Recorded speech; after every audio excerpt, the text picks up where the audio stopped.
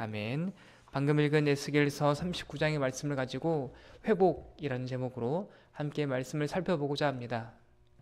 이사야, 예레미야 선지자의 경우에는 이스라엘 백성들이 아직 멸망당하기 이전, 아니면 딱 멸망당할 시점에 쓰여진 선지서라고 한다면, 에스겔서는 이미 멸망해버린 상태입니다. 포로로 잡혀갔고 이미 그들에게 나라는 존재하지 않는 더 험악한 시간을 에스겔 선지자가 보내고 있을 때 하나님께서 그에게 예언의 말씀을 주십니다.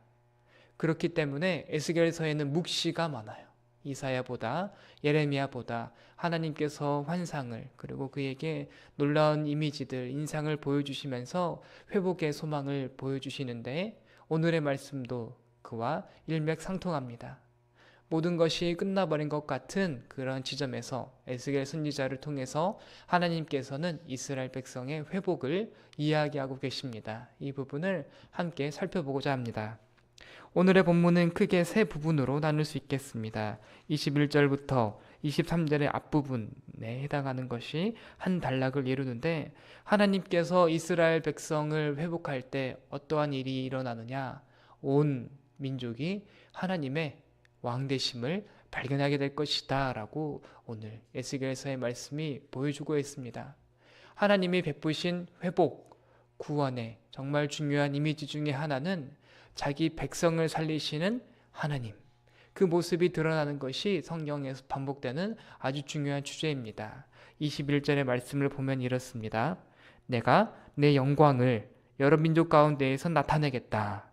모든 민족이 내 권능을 보게 될 것이다. 그리고 23절로 가보면 여러 민족이 이제 이스라엘 백성들이 회복되는 것을 보며 그것이 하나님의 문제가 아니었고 이스라엘 백성들의 문제였구나라고, 하나님의 왕되심, 그분의 합당한 이 주 되심을 이 모든 민족이 알게 될 것이다 라고 본문이 선포하고 있는데, 이것은 다른 차원의 회복이 아닙니다. 역사적으로 따지면 바벨론이 망하고 바사가 망하고 그 가운데에서 다시 이스라엘 백성이 회복이 되는 그 모습을 보면서 하나님은 직접 자신의 메시지를 담고 계십니다. 이스라엘 백성들이 회복될 것이다. 장차 더 아름다운 공동체로 새 이스라엘로 빚어지게 될 텐데, 그것을 통하여서 모든 민족이 하나님의 백성들은 망해 있을 수 없구나, 하나님의 백성을 하나님이 정말 끔찍이 챙기시는구나 라고, 그 이방 민족들에 대해서 이스라엘 백성을 포로로 잡아갔던 이방 민족을 하나님이 심판, 직접 권능을 보이시면서 이스라엘 백성들을 묶어놨던, 포로 삼았던 그 모든 힘을 풀어주실 때 하나님의 왕되심이 선포될 것입니다. 22절도 마찬가지입니다. 이스라엘 족속도 내가 하나님이시죠. 여호와, 자기들의 하나님, 이스라엘의 하나님이신 줄 그날 알게 될 것이다 라고 표현하고 있습니다. 단순히 우리가 죄에서부터 벗어남, 이것도 굉장히 구원의 중요한 이미지 중에 하나이지만, 더욱더 중요한 것은 그 구원을 베풀어 주신 하나님이 나의 하나님, 이스라엘의 입장에서 나의 하나님이 되어지는 그 경험이 구원의 회복의 아주 중요한 인상이다라고 에스겔서의 말씀이 보여주고 있습니다. 그 다음은 23절과 24절이 또 한 문단을 이루면서 이스라엘 백성들이 왜 망할 수밖에 없었는지, 이스라엘 백성들이 왜 포로로 잡혀갈 수밖에 없었는지를 본문이 보여줍니다.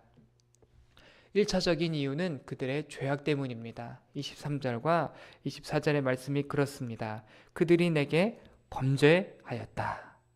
내가 그들의 더러움과 그들의 범죄한 대로 행한 것뿐이다 라고 말을 하면서 이스라엘 백성들의 그 죄악된 삶이 그들의 형편과 상황을, 그리고 그들이 어둠 그리고 죽음에 해당하는 일들을 경험하게 된 것이 오로지 자기들의 악함 때문이었음을 본문이 지적하고 있습니다.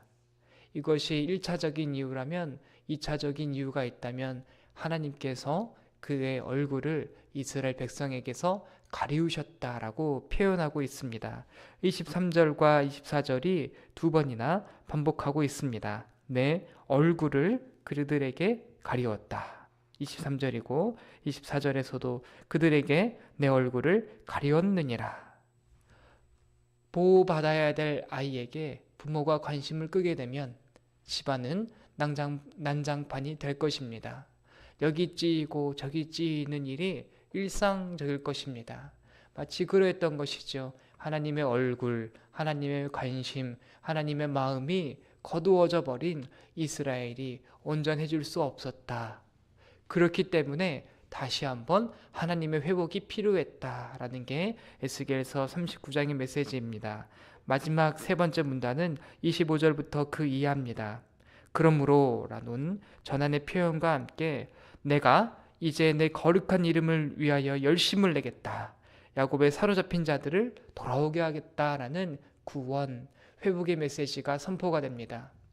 이스라엘 백성들도 알게 될 것이고 온 민족들도 알게 될 것이고 가리워졌던 하나님의 얼굴이 다시 비추일 텐데 그 모든 일은 하나님의 열심 때문에 하나님이 두 손 두 팔을 걷어 붙이신 결과다라고 에스겔서 39장에서 말하는 구원, 회복의 이미지가 그렇습니다.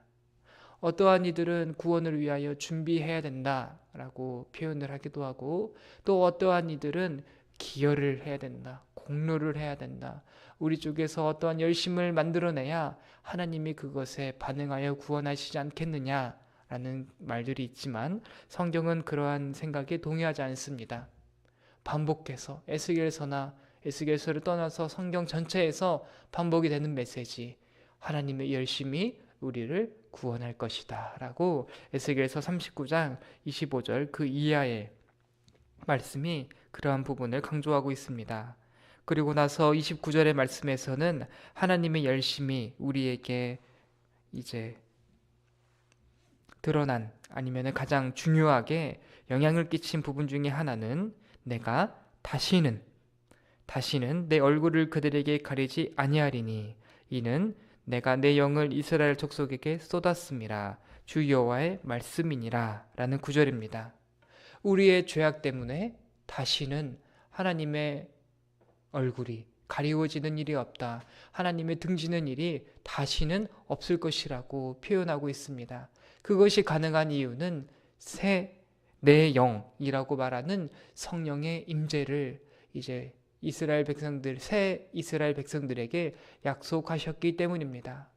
성령의 충만함, 다른 말로 말하면 하나님의 마음이요, 하나님의 계획이요, 하나님의 뜻입니다.